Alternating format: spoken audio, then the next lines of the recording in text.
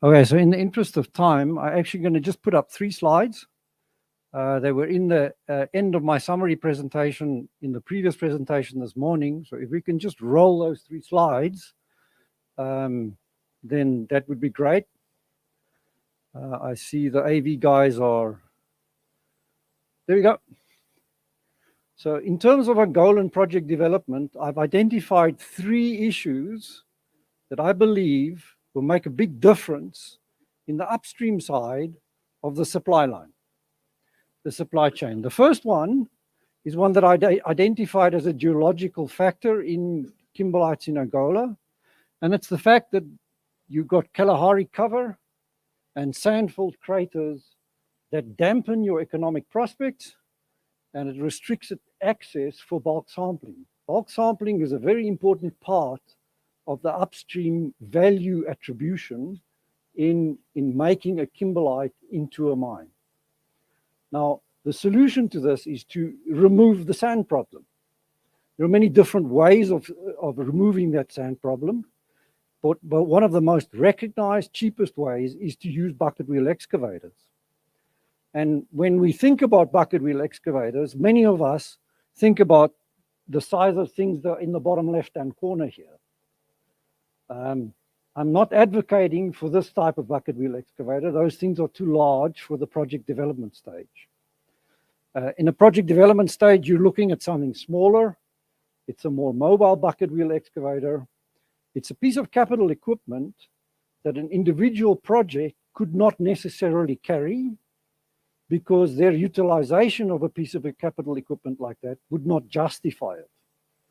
And it therefore becomes an industry level issue, and I'm advocating that an operating company like Indiama, under their new brief, could consider getting into the business of supplying bucket wheel excavation as a contract mining service to the industry that would benefit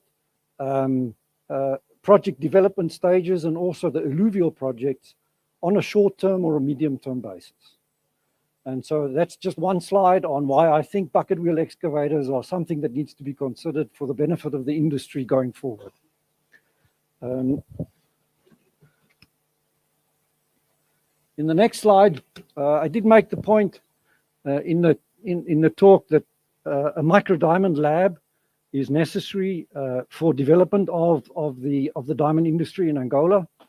It turns out the Geological Institute, the Geological Survey is currently building a microdiamond lab right here in Sarimo.